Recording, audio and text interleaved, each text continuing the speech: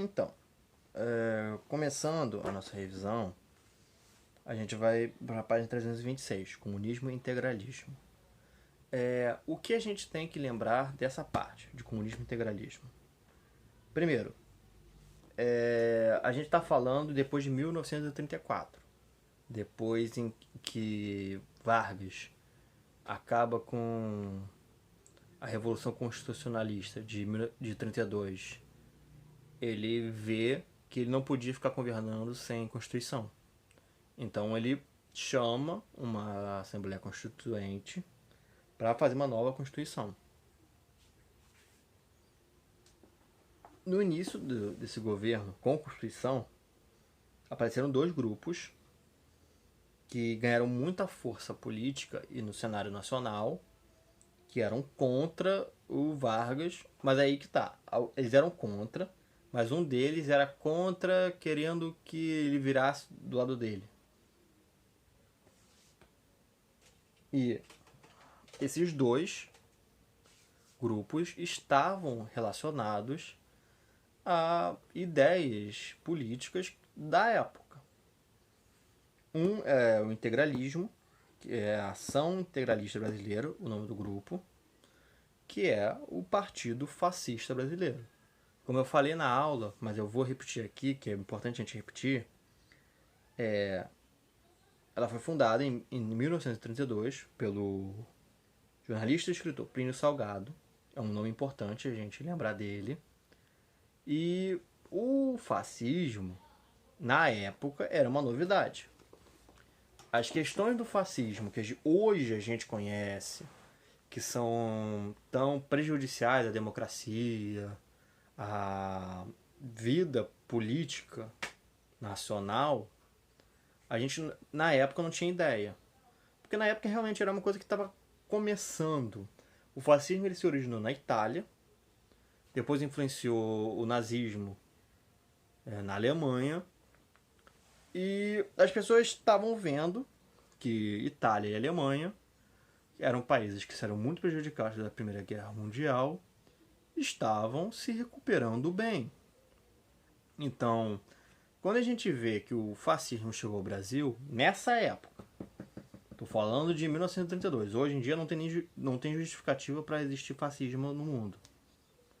Nessa época, as pessoas não tinham muita noção do que era realmente aquelas ideias.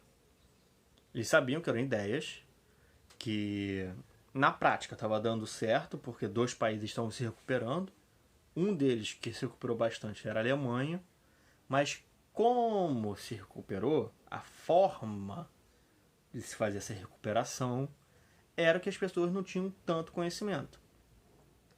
Que no caso tinha a ver com a apropriação de bens de povos que o fascismo e o nazismo não eram muito chegados, que eles não gostavam. Tinha a ver com uma sociedade muito autoritária, que limitava muito as liberdades individuais. Então, o fascismo chegou no Brasil com ideias de autoritarismo por causa da questão da ordem. A questão da ordem, a gente tem que pensar, principalmente no início da República, era uma ideia muito forte, porque está no início da República. Ordem e progresso não são palavras à toa. Ordem e progresso são as ideias que fez a República nascer no Brasil. Quando a República nasceu no Brasil, a ideia era trazer ordem política, quer dizer, o governo brasileiro vai funcionar de forma ordenada, sem confusão interna, e o progresso seria o desenvolvimento do Brasil. Então, quando o fascismo nasce com essa ideia muito de autoridade, de manter a ordem, não importa pelo que, pessoas no Brasil que já têm propensão a aceitar ideias muito autoritárias, veem uma ideia vindo de fora que lá fora parece que está dando certo. Então assim nasceu a Ação Integralista Brasileira, em 1932, com o jornalista e escritor Plínio Salgado. Movimento fascista, com adaptações para a realidade brasileira. Assim como nazismo e fascismo tinham símbolos muito marcantes. Aqui no livro traz a bandeira deles com o símbolo do sigma, que é um, se não me engano, é um símbolo grego. Que o fascismo tinha o feixo, que era aquele machado com vários cabos em volta. O nazismo tinha a suástica e o integralismo tinha um sigma. Eles eram contra a democracia e a gente tem que lembrar, a questão da democracia, ela não era unânime na época. O que isso quer dizer? Nessa época, não era todo mundo que achava que a democracia era o certo e todo mundo tinha que seguir. Estava-se tendo discussões no início do século XX sobre qual era o melhor modo de governo. Por isso que o fascismo teve espaço, por isso que o comunismo teve espaço, o capitalismo teve espaço. A questão da democracia como algo realmente necessário, como algo que todos os países tinham que seguir, veio depois da Segunda Guerra. A ideia de que todo país tem que ser democrático veio depois da Segunda Guerra, mas ainda assim demorou para se tornar unânime, porque teve a Guerra Fria. Mas isso a gente vai ver bem depois. Então, a ação integralista brasileira, antidemocrática, defendia um Estado forte e centralizado, que o que para eles Vargas estava fazendo, então eles meio que gostavam desse lado de Vargas, com total controle sobre a economia e os meios de comunicação, o que Vargas já acabou vindo a fazer também. E eles usavam de violência para impor a ideia deles. Não existia discussão. Ou você concordava com eles, ou eles iam partir para a violência. Nos primeiros anos, a AIB apoiou Vargas. Ela começou a ser contra Vargas quando viu que ele não ia passar totalmente pro lado deles, ou ele não ia se assumir integralista. Então eles começaram a criticar ele nesse momento. Ele começou a não chegar muito nas ideias dos integralistas. Mas a AIB deu apoio a ele e a gente sabe muito bem que o Estado Novo ocorreu porque houve esse apoio do integralismo. Aliança Nacional Libertadora. Aí já é outro. Enquanto a ação integralista brasileira é fascismo, a Aliança Nacional Libertadores é comunismo. Como eu falei, essa é uma época de ideias nascentes.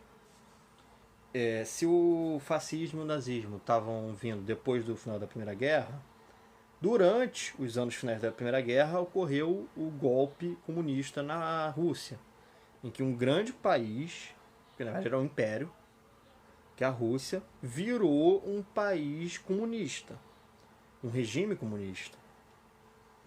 E o comunismo ele já vinha desde o século XIX. Já fazia uns anos aí que ele estava ocorrendo. Ele sempre foi grande crítico do capitalismo. Mas conseguir de fato que a ideia do comunismo tome uma nação aconteceu mesmo com a Rússia. Primeiro foi a Rússia. Houve tentativas em outros países, nesse meio tempo que o comunismo surgiu, até a Revolução Russa, de ter uma revolução comunista, mas a Rússia foi a primeira mesmo a solidificar, a de fato fazer uma revolução comunista. E o comunismo é uma coisa que até hoje existe. Diferente do integralismo, que era fascismo, não se encerrou com a Segunda Guerra, até porque um dos aliados era a União Soviética, que é um país, era o país comunista. Então, por mais que capitalismo e comunismo não se deem bem, tanto que houve a Guerra Fria, a ideia permaneceu porque estava do lado vencedor da Segunda Guerra. E a Aliança Nacional Libertadora foi fundada em 1935, já um tempo depois do integralismo, por membros de grupos políticos contrários ao fascismo. Porque o fascismo, lá na Europa, quando ele surgiu batendo em comunistas. E esse batendo em comunistas é literal. Os grupos fascistas, eles nasceram na Europa, primeiro na Itália, depois em outros países, com o intuito de combater o comunismo. Porque muitas pessoas, principalmente pessoas de condição de classe média, tinham muito medo do comunismo, porque o que estava acontecendo na Rússia era de muita apropriação de bens, o fim da propriedade privada. Depois de um tempo na União Soviética, que a União Soviética e a Rússia, gente, é só uma troca de nomes que ocorreu quando eles cresceram mais do que apenas a Rússia, que já é um país muito grande.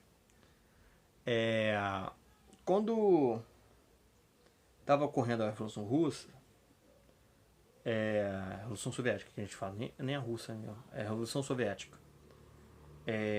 Houve apropriação de bens nos primeiros anos, até porque o cara que fez, que é o Lenin, era muito do lado marxista. O que é marxista? É um dos criadores do comunismo, chamado Karl Marx, tinha ideias muito radicais de como se implementar o comunismo. Então, o Lenin era muito do lado desse cara.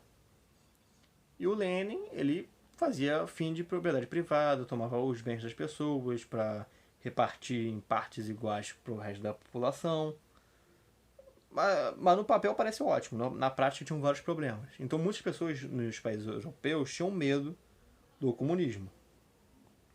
E por isso que o fascismo foi ganhando forma e a rivalidade entre fascismo e comunismo também se espalhou para outros lugares do mundo.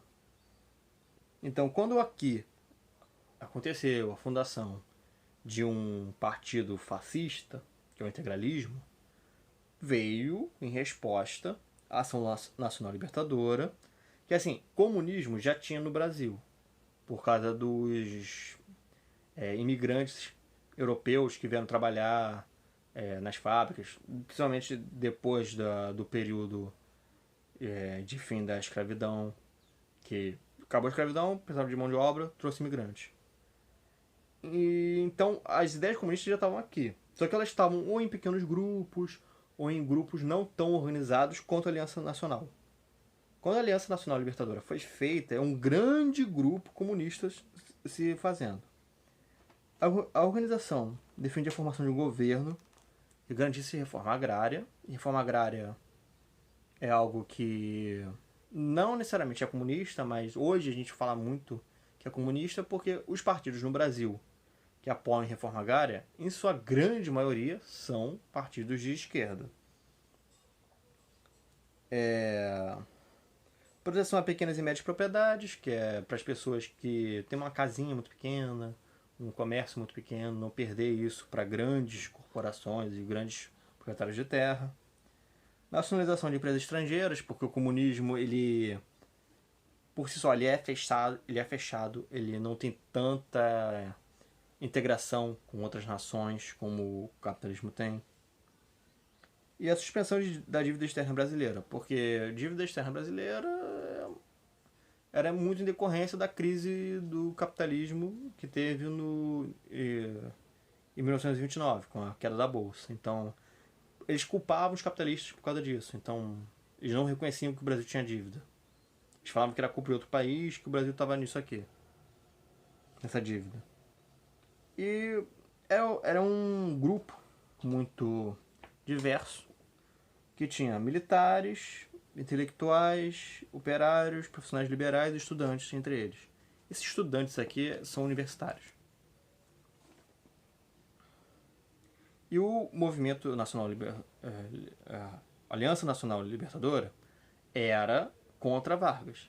Eles desde o início eram contra Vargas. Então, rapidamente, ainda em 1935, no ano de fundação, foi decretado uma organização fora da lei, ilegal. E em 1935, ainda no seu ano de fundação, eles tentaram a intentona comunista, que foi uma tentativa de tomada de poder, mais ou menos como o Getúlio Vargas fez para chegar ao poder, com uma revolução que começou no sul e foi indo para o Rio de Janeiro, mas que outros lugares do país, tipo, se aliou a Vargas, os comunistas da ANL queriam fazer a mesma coisa. Eles achavam que o povo ia aderir a eles. Porque eles achavam que o povo já estava vendo que o Getúlio era muito autoritário, não era um cara que ia ser muito bom para o Brasil. E eles conseguiram tomar a cidade de Natal, que é a capital do Rio Grande do Norte, e em outras cidades ocorreu as revoltas da ANL, e, por exemplo, em cidades como Rio de Janeiro e Recife, alguns quartéis foram tomados, que são pontos estratégicos. Porém, o grupo falhou, porque o governo de Vargas conseguiu reagir rápido, e eles perderam. E por ser uma tentativa de golpe, uma intenção de dar um golpe, foi chamado de intentona comunista. Uma intentona é de intenção. E por causa disso, o Getúlio usou essa ação da ANL para reprimir outros grupos comunistas. Mesmo grupos que não tinham nada a ver com isso foram reprimidos porque ele chegava e falava: você é comunista, então uma hora você vai querer fazer o que a ANL fez. Então eu estou tornando você ilegal agora, estou indo prender você agora. E em 1938 estava chegando as eleições, que 4 anos, a Constituição nova era de 34, 38 ia ter eleições. Só que o Getúlio começou a elaborar uma tática de ficar no poder. Ele não queria sair do poder. E então, em setembro de 1937, pouco no final do ano de 37, o governo de Vargas divulgou o Plano Cohen, que era um plano de comunistas para tirar o Vargas do poder, fazer várias manifestações populares, greve geral, saques, incêndios de igrejas e cidades. Isso deixou as pessoas em pânico. E esse Plano Cohen acabou dando à população muito medo, que fez com que várias pessoas influentes aceitassem que Vargas tomasse medidas extraordinárias. Esse extraordinário não é nossa, que medida incrível. Não, é extraordinário de fora do normal. E com isso, ele quebrou a Constituição que ele mesmo redigiu e implantou o Estado Novo. Depois, 8 anos depois, a gente descobre que o Plano Cohen era uma fraude. Que ele nunca existiu, que todos os partidos que foram perseguidos falavam que esse plano não existia. E esse Plano Cohen foi feito por um membro da Ação Integralista Brasileira. E o que mostra que aquela coisa, o Getúlio falava que não era fascista, mas teve uma grande ajuda de fascistas. O que até hoje pega muito mal para a figura do Getúlio Vargas. A gente vai parar por aqui. Vamos dar uma pausa. Se já deu 10 horas, deem uma pausa ou só vem o finalzinho do vídeo. A gente para e volta 10h20 depois do nosso intervalo. A gente vai voltar com o Estado Novo.